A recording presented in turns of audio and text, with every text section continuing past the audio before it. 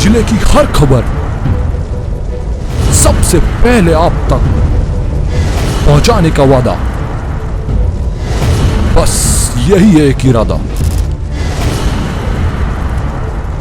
आज ही लगाए अपना पद्मेश डिजिटल सेटअप बॉक्स।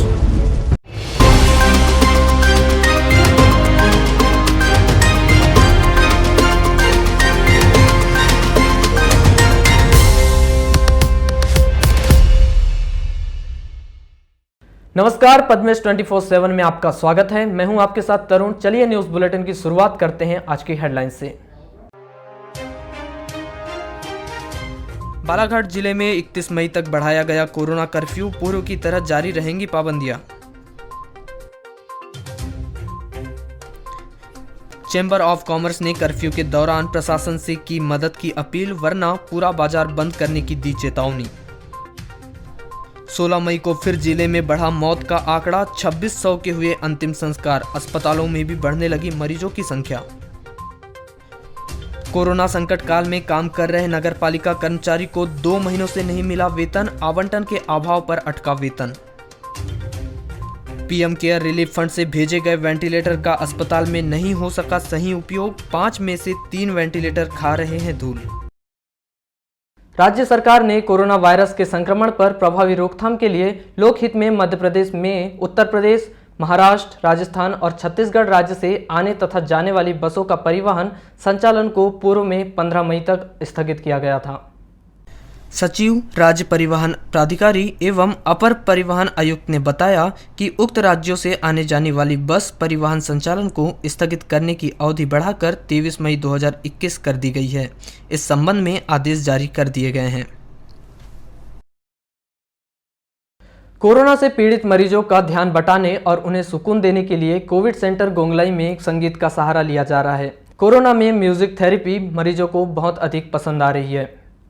कुछ ऐसे ही वीडियो गोंगलाई कोविड सेंटर से हमें भेजे गए हैं, जहां मरीज को दवाई के साथ साथ संगीत भी सुनाया जा रहा है। स्वयं यहां पर इलाज करा रहे मरीजों ने अपना अनुभव साझा करते हुए इस संगीत को कोरोना की बीमारी से दूर करने में बड़ा मददगार बताया है।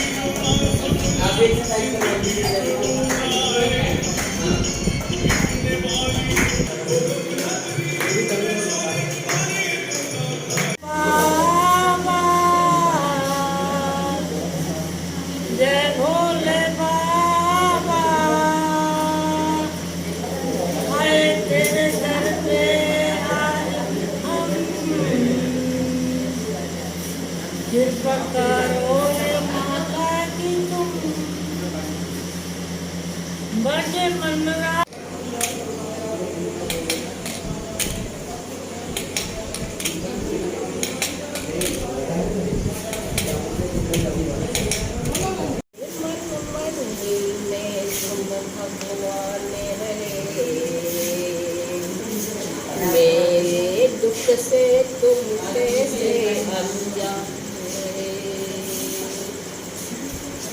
मेरे मन मंदिर में तुम भगवान रहे। मेरे दुख से तुम कैसे अनजान रहे। गणपति बप्पा मोरया, अब के बरस एक 4 लाइन दे रहे हैं कोरोना के लिए, और आप डॉक्टर साहब लोगों को धन्यवाद देने के प्रति भी उस गीत को लिखा गया है। ऐसा मेरा अपना सोचना है कि आप लोग भी उसके प्रति जो कर रहे हैं, देश के प्रति कर रहे हैं, गरीब लोगों के प्रति कर रहे हैं, उस हिसाब से उसको लिखा गया है। ओ मेरे भाई, ओ मेरे भाई, ओ मेरी बहना, ओ मेरे भाई, ओ मेरी बहना, मान लो तुम डॉक्टरों का कहना, कर लो थोड़े दिन परहेज, कर लो थोड़े दिन परहेज, कोरोना भाग जाएगा, कोरोना भाग जाएगा। ओ मेरे भाई, ओ मेरी बहना, मान लो तुम सब मिल डॉक्टरों का कहना। ये भारत सरकार का है संदेश, ये भारत सरकार का है संदेश, कोरोना भाग जाएगा, कोरोना भाग जाएगा। लक्षण समझ में आए। कुमार चौधरी, थाना कटंग, ग्राम पंचायत पाथरवाड़े का निवासी हूँ मैं। दिनांक 8/5 को मैं कोविड सेंटर में पहुंचा। बहुत अच्छा इलाज हुआ, बहुत अच्छी दवा दारू, खाना पीने की बहुत मतलब साफ़ सफाई, खाना पीना बहुत अच्छे से अच्छा रिजल्ट रहा। अभी मुझे बहुत अच्छा लग रहा है। वैसे स्वस्थ हूँ अभी की स्थिति में। यहाँ किसी प्रकार की व्यवस्था में झाड़ू पोछा सफाई दवाओं में कोई किसी प्रकार की कमी नहीं है। इस बीच में मैं करीब 8 दिन में एकाएक 3 राउंड डॉक्टरों के चलते थे, नर्सें चल रही थी, स्टाफ चल रहा था सफाई के साथ। किसी कोविड सेंटर में सेवाएं दे रहे चिकित्सक भी इस म्यूजिक थेरेपी को मरीजों के लिए बहुत कारगर बता रहे हैं। इसकी बड़ी वजह यह है कि यहाँ पर इलाज करा रहे मरीज अपने परिजनों से दूर रहते हैं। मन में कई तरह के ख्याल आते हैं, लेकिन संगीत सुनने के दौरान तनाव कम हो जाता है। आज जो वर्तमान में कोरोना वैश्विक महामारी फैली हुई है, इससे काफ़ी लोग डरे हुए हैं और जो लोग इससे संक्रमित हो रहे हैं वो बहुत ज़्यादा डरे हुए होते हैं। तो हम लोग दवाइयों के साथ साथ उनका मनोरंजन के माध्यम से उनका मनोबल और आत्मविश्वास बढ़ाने की कोशिश करते हैं, जिससे हम देख पा रहे हैं कि उनका इसके माध्यम से वो लोग उन लोगों का जो रिकवरी रेट है वो बढ़ रहा है। ठीक है, तो हम लोग का यही उद्देश्य है कि हम लोग दवाई तो ज़रूरी है, उसके साथ साथ हम लोग उनको मनोरंजन के माध्यम से उनका आत्मविश्वास और मनोबल बढ़ाएं, जिससे पेशेंट जल्दी ठीक हो जाए। अभी बालाघाट कोविड सेंटर में लगभग हमारे पास 25 से 30 मरीज हैं और जो जिले के विभिन्न क्षेत्रों से यहाँ आते हैं। और देखा जाता है कि जो भी कोरोना के मरीज संक्रमित होता है वो अपने परिवार से दूर लगभग 10 से 14 दिन हॉस्पिटल में रहता है। तो एक अपने आप में उनको एक अकेलापन महसूस होता है, जिससे उनके रिकवरी में बहुत तकलीफ होती है। तो हमारी और पूरी मेडिकल टीम की एक सोच है कि उनको हम हॉस्पिटल के अंदर अपना घर जैसा माहौल दें, ताकि उनमें एक अपनापन रहे। उनको लगे कि जो चिकित्सक हमारी देखभाल कर रहे हैं वो अपनेपन से चिकित्सा कर रहे हैं और अपनेपन से उनका ध्यान रखते हैं। इसलिए हम उनको समय समय पर आत्मविश्वास बढ़ाने के लिए अपनापन देते हैं और विभिन्न मनोरंजन के साधनों से उनका एक आत्मविश्वास बढ़ाते हैं, जिससे उनके शरीर का जो ऑक्सीजन लेवल है वो निरंतर बढ़ता रहे। क्योंकि देखने में आया कि जो व्यक्ति अधिक परेशान होता है उनके ऑक्सीजन लेवल में कमी आती है। तो मेरा सभी मरीजों से हम लोग कोशिश करते हैं कि हम उनको खुश रखें, उनका उत्साह बढ़ाते रहें, उनका आत्मविश्वास बढ़ाते रहें, जिससे उनके एक आत्मविश्वास में कमी होती है। और देखा भी यह है कि जो मरीज एक उत्साह के साथ अपना उपचार कराते हैं तो उनमें बहुत जल्दी कोरोना से लड़कर एक कोरोना के प्रति अपनी जीत हासिल करते हैं और अपने घर जाते हैं। और इस काम में मेरे साथ पूरी मेरी मेडिकल टीम है, पूरा कोविड सेंटर में पूरे। ग्रामीण क्षेत्रों के प्रतिभावान खिलाड़ियों को अंतर्राष्ट्रीय स्तर प्रदान करने के उद्देश्य को लेकर खेल विभाग के द्वारा शिक्षा विभाग के सहयोग से टैलेंट सर्च योजना संचालित किए जाने को लेकर योजना तैयार की गई है, जिसे कोरोना कर्फ्यू खत्म होने के बाद शुरू किया जाएगा। आपको बताएं कि जिले में कोरोना संक्रमण के चलते तमाम खेल गतिविधियों पर पाबंदी लगी हुई है। इस बार ग्रीष्मकालीन शिविर का भी आयोजन नहीं हो सका, जिसके कारण मेधावी खिलाड़ी काफ़ी मायूस हैं। खिलाड़ियों को तराशने के लिए खेल विभाग द्वारा टैलेंट सर्च योजना की तैयारी शुरू की गई है और यह योजना संचालित होती है तो बालाघाट जिले से भी बेहतर खिलाड़ी अपनी प्रतिभा के बल पर सामने आएंगे। खेल विभाग के वरिष्ठ अधिकारियों की माने तो वर्तमान में स्थिति काफ़ी बेहतर न होने के कारण किसी भी प्रकार से खेल संबंधी गतिविधियां संचालित नहीं की जा सकती है, लेकिन हालात सुधरने पर टैलेंट सर्च योजना का क्रियान्वयन होगा। कोरोना महामारी के चलते वर्तमान में हर वर्ग का व्यक्ति आर्थिक परेशानियों से जूझ रहा है। वहीं कोरोना कर्फ्यू के कारण रोजगार पूरी तरह से ठप है। वहीं दूसरी ओर भिक्षावृत्ति से जुड़े लोगों के लिए कोरोना संक्रमण लगातार परेशानी बढ़ा रहा है। वैसे तो सरकार के द्वारा गरीब तबके के लोगों को हर राशन निःशुल्क उपलब्ध कराए जाने की घोषणा की गई है, लेकिन भिक्षावृत्ति से जुड़े लोगों को 2 वक्त का खाना भी नसीब नहीं हो रहा है। आज भीख मांगकर गुजारा करने वाली महिला सुनीता अपने बच्चों के साथ नगरपालिका पहुंची और राशन दिलाए जाने की मांग की।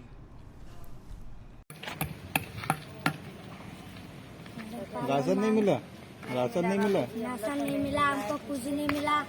पता हम क्या खाएंगे? कुछ नहीं मिला, राशन पानी नहीं मिला, धूप के पुलिस पे जाते, पुलिस वाले जाते, पुलिस वाले मार के भी नहीं देता है। तो आप लोग क्या भीख मांगते हो, कैसा करते हो?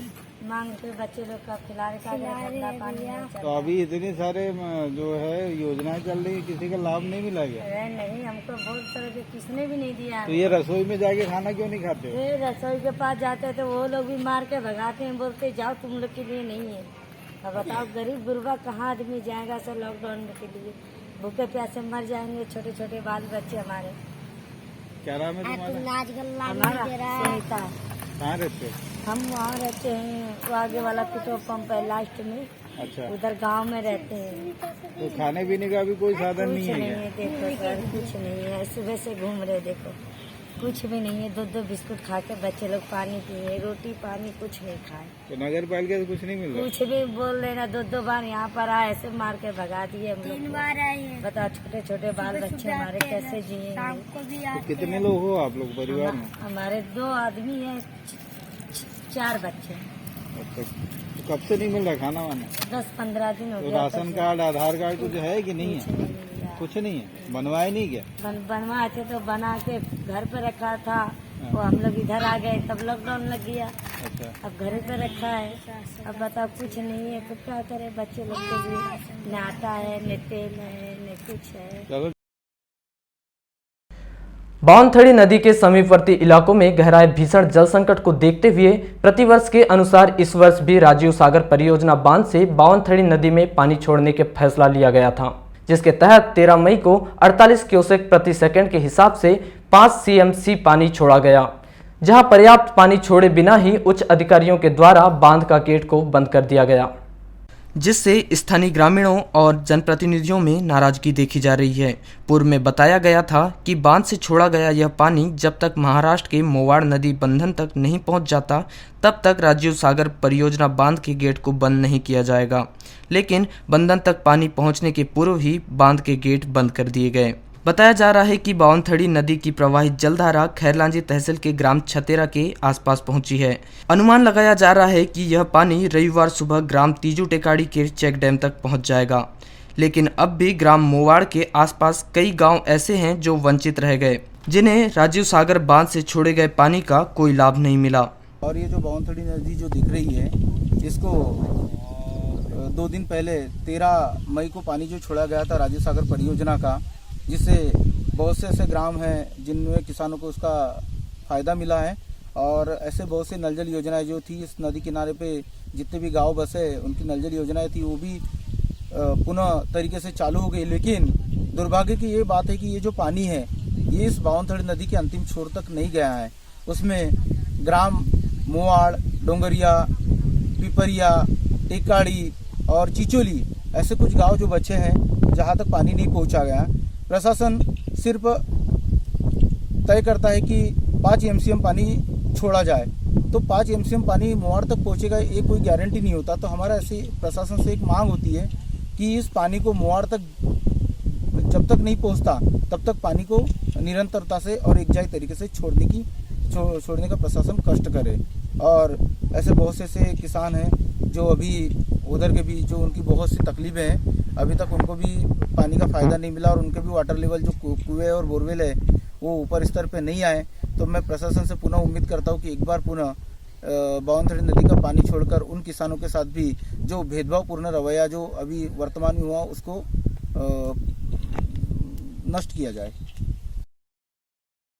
वारासुनी परियोजना परिक्षेत्र अंतर्गत ग्राम पंचायत अंसेरा के खड़गपुर अमई मार्ग पर कक्ष क्रमांक 543 में लगी नहर के पुल के पास 7 मई को सुबह एक बाघ का शव मिला था, जिसके बाद घटना के 10 दिन बाद बीत जाने पर भी बाघ के कातिल वन विभाग की गिरफ्त से बाहर हैं।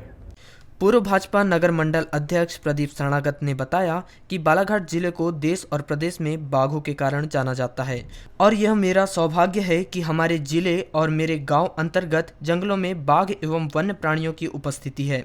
ऐसे में हमारे राष्ट्रीय पशु बाघ की अज्ञात रूप से मौत हो जाना कई शंका खड़ी करती है। दूरभाष पर चर्चा के दौरान वन विभाग के SDO अमित पटौदी ने बताया कि बाघ के शव की सूक्ष्मता से परीक्षण किया गया था जिसमें बाघ के सिर पर हल्की चोट थी, जिस पर जांच की जा रही है और बिसरा फॉरेंसिक लैब जबलपुर और सागर भेजा गया है, जहां रिपोर्ट आने पर ही मौत का कारण स्पष्ट हो पाएगा।